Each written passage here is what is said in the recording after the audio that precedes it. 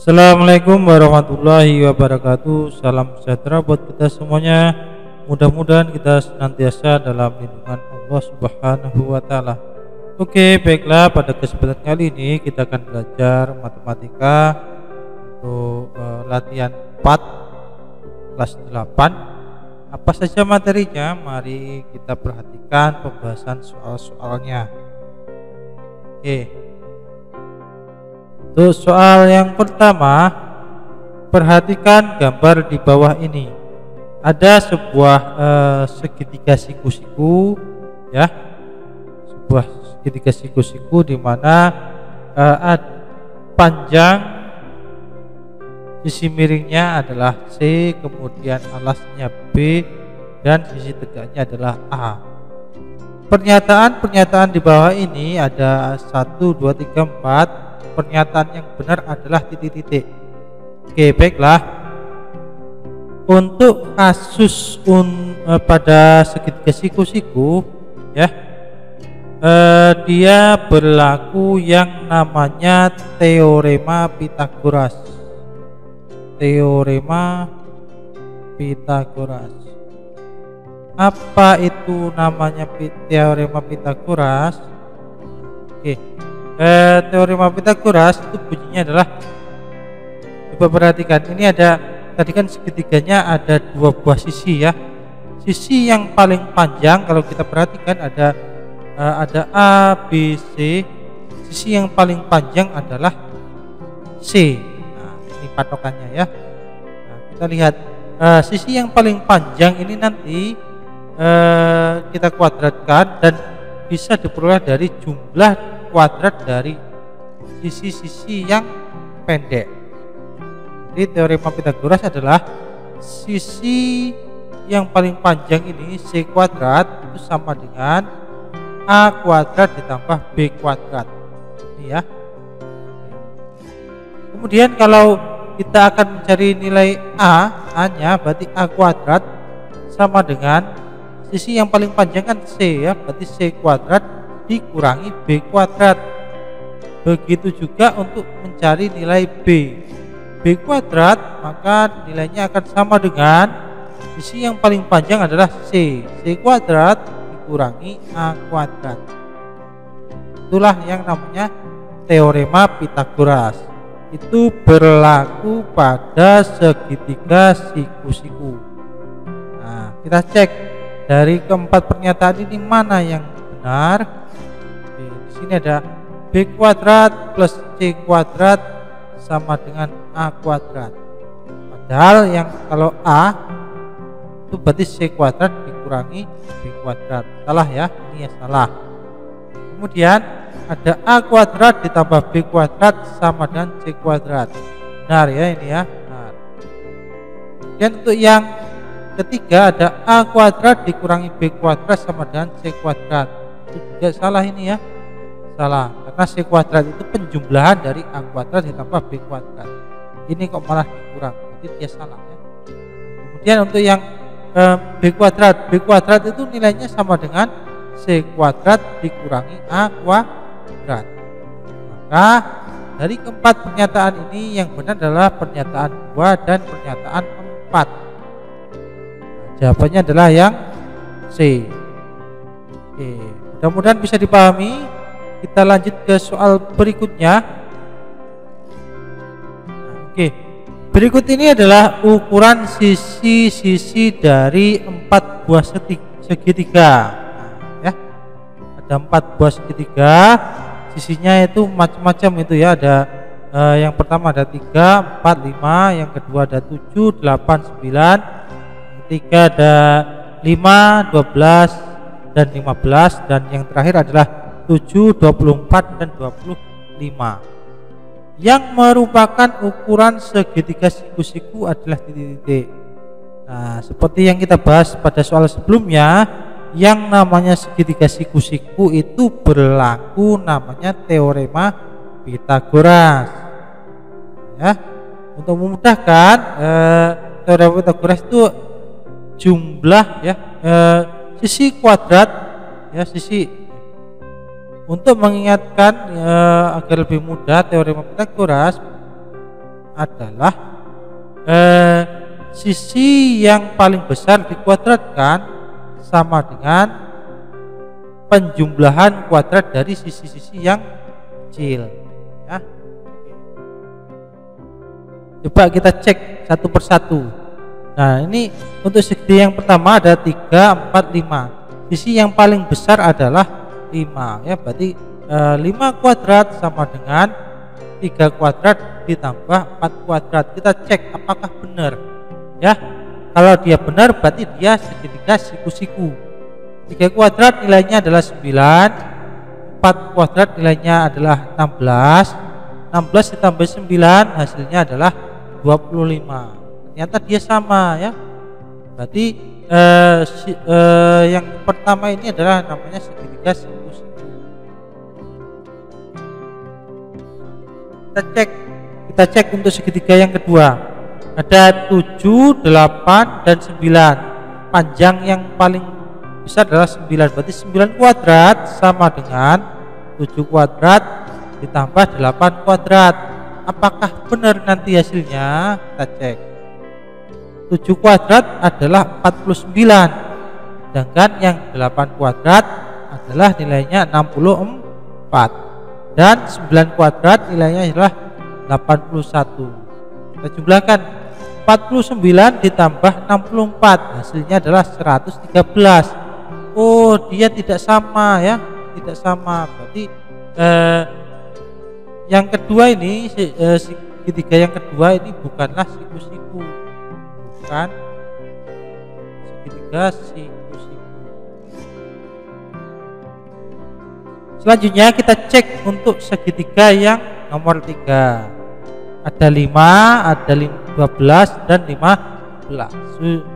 Panjang yang paling panjang adalah 15. Berarti dia 15 kuadrat sama dengan penjumlahan dari yang kecil-kecil ini. 5 kuadrat ditambah 12 kuadrat. Nah, 5 kuadrat itu hasilnya 25. Sedangkan untuk 12 kuadrat hasilnya adalah 144. 15 kuadrat hasilnya adalah 225. Kita jumlahkan 25 ditambah 144 hasilnya adalah 169. Dia tidak sama dengan 225. Berarti dia bukan segitiga siku-siku. Oke. Kita cek untuk segitiga yang terakhir apakah dia memenuhi teorema Pythagoras. 7, 24, dan 25. Yang terpanjang adalah 25. Berarti 25 kuadrat sama dengan penjumlahan yang kecil-kecilnya. Berarti 7 kuadrat ditambah 24 kuadrat. 7 kuadrat itu nilainya 49. Sedangkan 24 kuadrat hasilnya adalah 576. Sedangkan yang 25 kuadrat hasilnya adalah 625. Kita jumlahkan 49 ditambah 576 hasilnya ternyata 625. Dia sama. Berarti untuk yang nomor 4 adalah segitiga siku-siku. Jadi untuk yang segitiga siku-siku adalah nomor 1 dan nomor 4. 1 dan 4. Jawabannya adalah yang D. Oke, mudah-mudahan bisa dipahami. Kita lanjut. Nah, ini masih berkaitan dengan teorema Pythagoras ya. Perhatikan gambar segitiga di bawah ini. Panjang PR adalah titik-titik. Kita lihat ini ya. Ada segitiga PQR. Nah, sisi yang paling panjang ada 20, kemudian yang pendek ada 16 dan PR-nya ini tidak diketahui. Karena kita akan mencari PR, maka PR kuadrat sama dengan sisi yang paling panjang. Sisi yang paling panjang adalah PQ. Berarti PQ kuadrat dikurangi QR kuadrat ya. Berarti PR kuadrat sama dengan PQ-nya adalah 20 kuadrat dikurangi QR-nya 16 kuadrat ya.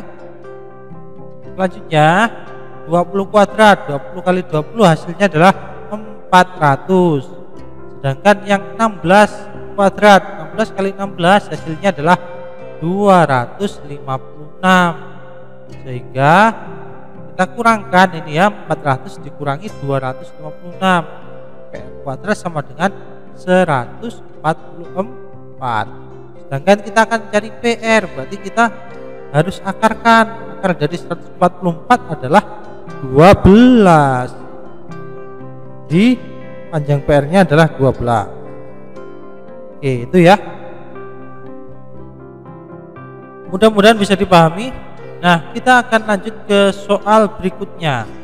Masih berkaitan dengan teorema Pythagoras. Tapi soalnya berupa cerita ini ya. Sebuah kapal berlayar dari pelabuhan A ke pelabuhan B sejauh 180 km ke arah barat. Kemudian berlayar ke pelabuhan dari pelabuhan B ke pelabuhan C sejauh 240 km ke arah selatan. Jarak terpendek kapal itu dari titik awal adalah titik.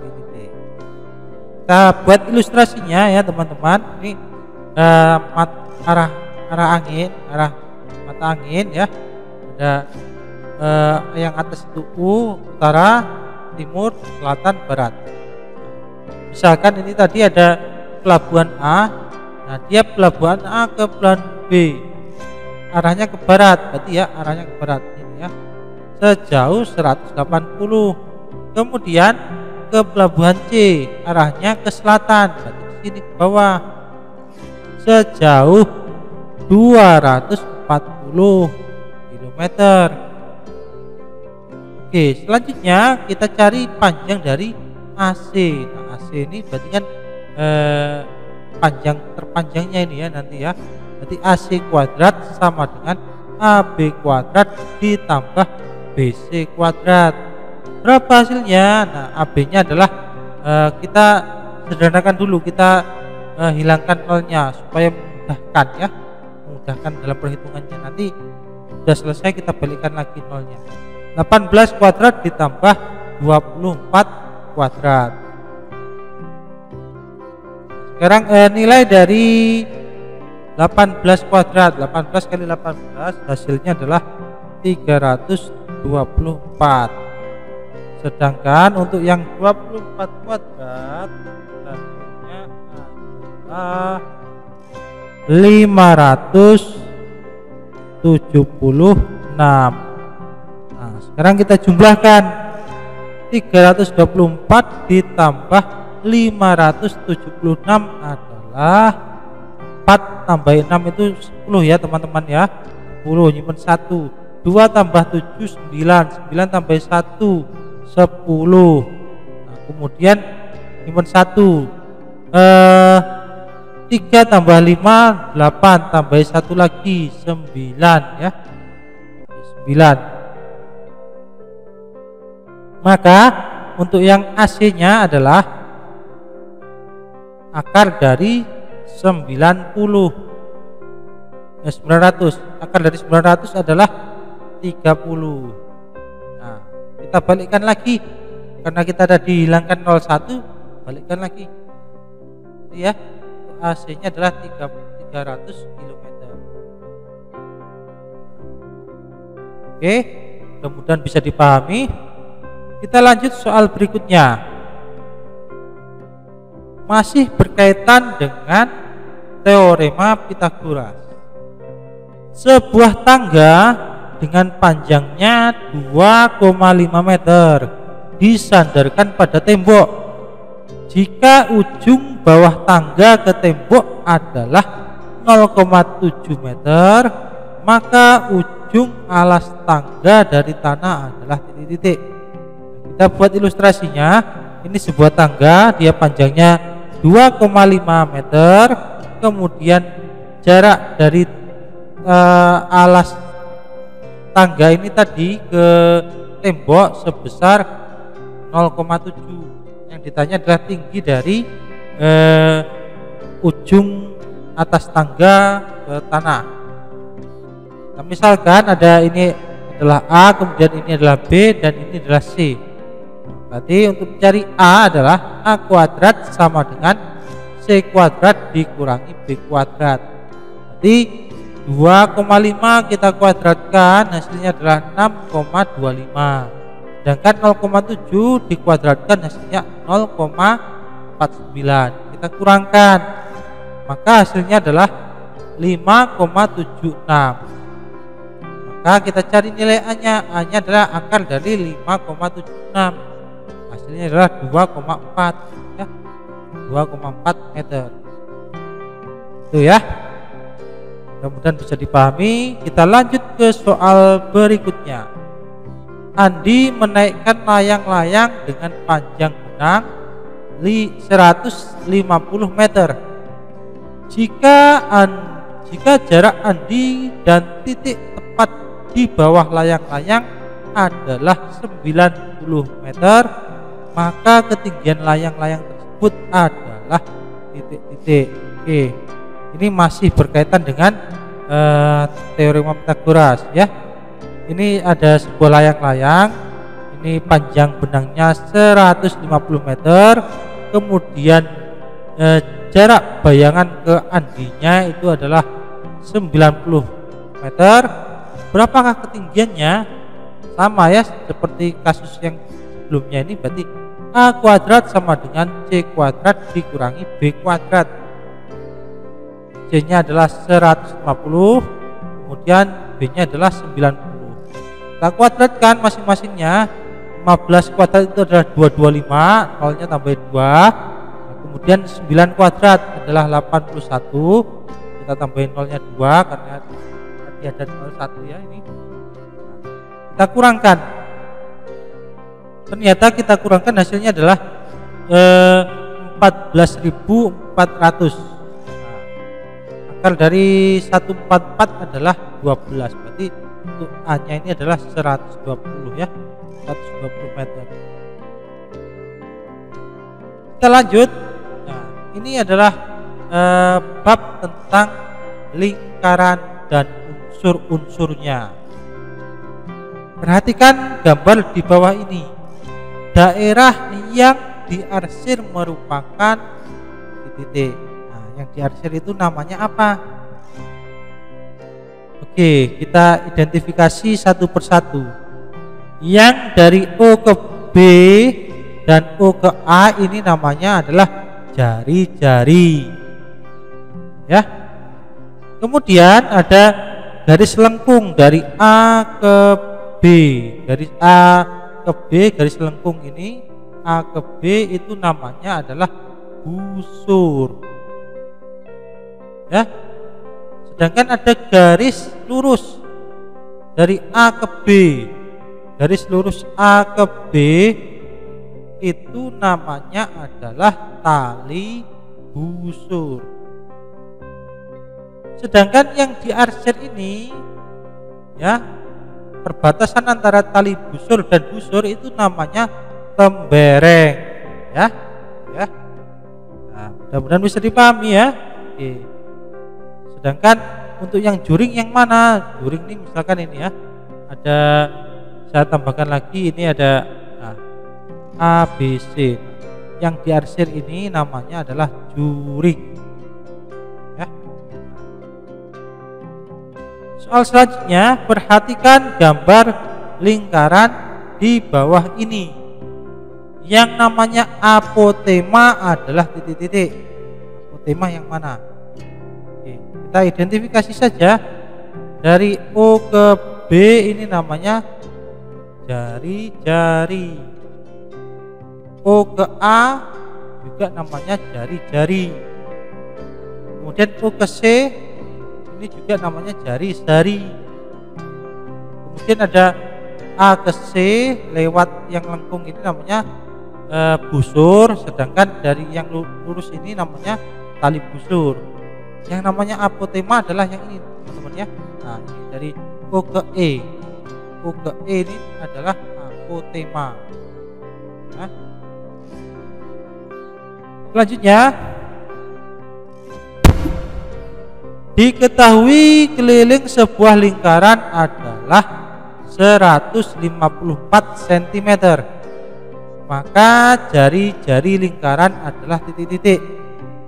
Nah, oke. Di sini diketahui keliling lingkarannya adalah 154. Nah, sedangkan rumus keliling lingkarannya adalah K sama dengan 2πr. Yang ditanya adalah jari-jarinya. Kita masukkan saja. K-nya tadi 154, kemudian 2-nya tetap, P-nya adalah 22/7, R-nya tetap. Maka R sama dengan 154 kita kalikan dengan 7 dibagi 22 kali 2. 22 kali 2 itu hasilnya adalah 44. Ya.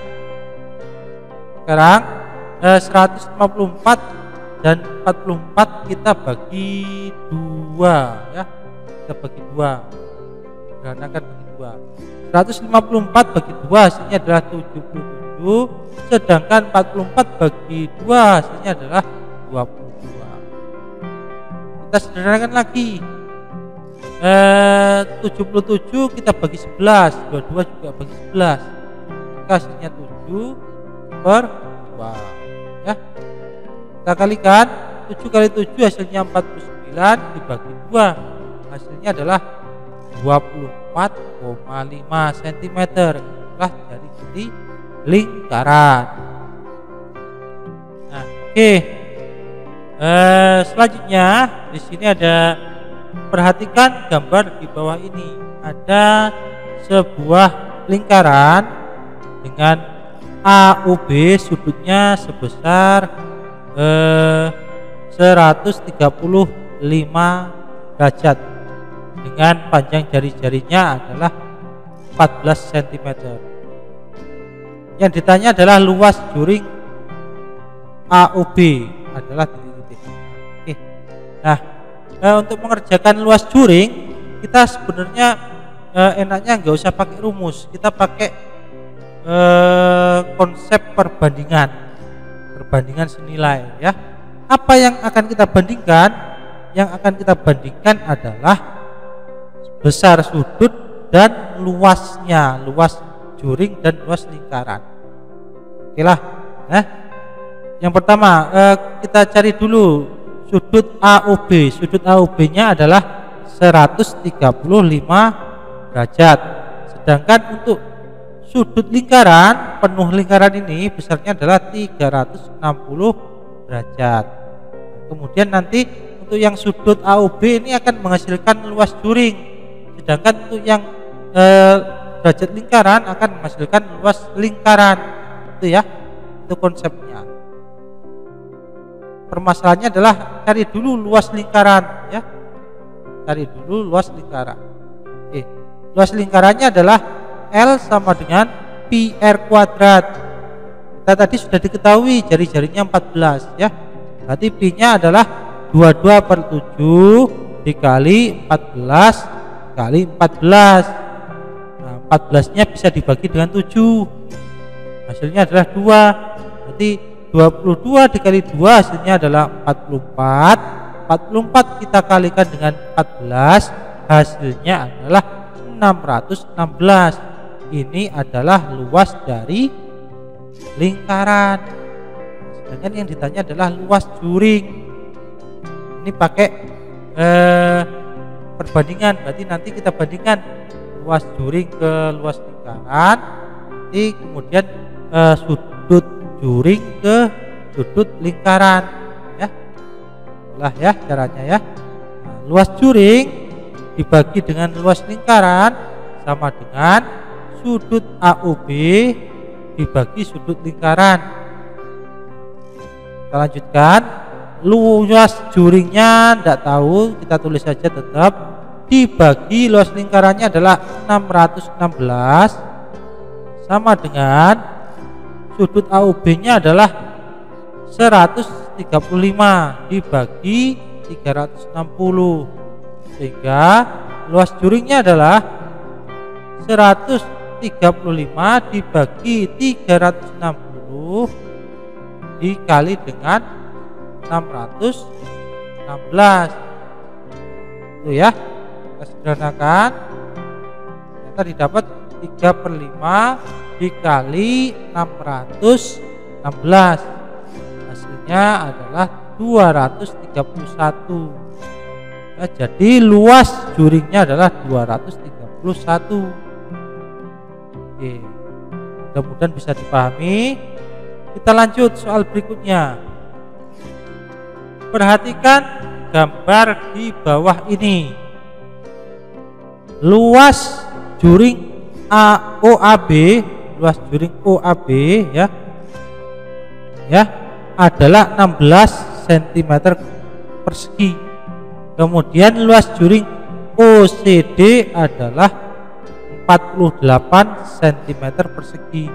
Panjang busur CD-nya adalah 12. Kemudian panjang busur AB-nya berapa? Sama ini ya tadi ya. Kita pakai perbandingan saja. Berarti nanti AB ini kan dia menghasilkan luas juring AB, juring OAB. Kemudian ada busur CD ini akan menghasilkan juring OCD. Kita bandingkan saja karena kita cari AB, berarti nanti AB dibanding CD berarti OAB dibanding OCD. Ini ya rumusnya ya. Berarti AB sama dengan 16/48 dikali dengan 12. Kita sederhanakan ini ya. Oke, 12 dengan 48 kita bagi saja ini. 48 bagi 12 itu ternyata dapat 4 ya. Berarti 16 dibagi 4 adalah 4. Jadi panjang busur AB adalah 4 cm. Itu ya. Oke. Mudah-mudahan bisa dipahami. Kita lanjut ke soal berikutnya. Ini tentang bangun ruang. Bangun ruangnya adalah berupa kubus. Nah, kubus yang panjang seluruh rusuknya adalah 72 cm mempunyai luas permukaan titik-titik. Ini berarti kita cari kelilingnya. Keliling rusuknya adalah keliling dari kubusnya adalah 72 cm. Nah, kita tahu bahwa kubus ini memiliki 12 rusuk ya. Berarti nanti 12 dikali dengan S. Maka untuk panjang S-nya adalah 72 dibagi dengan 12, hasilnya adalah 6. Jadi panjang rusuk dari kubusnya adalah 6 cm. Sedangkan yang ditanya adalah luas permukaan. Luas permukaan kubus itu rumusnya adalah 6 kali sisi. Nah, maka 6 dikali sisinya tadi adalah 6 ya, 6 kali 6. 6 kali 6 hasilnya adalah 36. 36 dikali 6 hasilnya adalah 216. Ya itu ya. Itulah tadi pembahasannya untuk sesi pertama. Mudah-mudahan bisa dipahami. Tentunya masih banyak kekurangan dari penjelasan ini. Dari Bapak kurang lebihnya minta maaf. Billahi taufik wal hidayah. Assalamualaikum warahmatullahi wabarakatuh.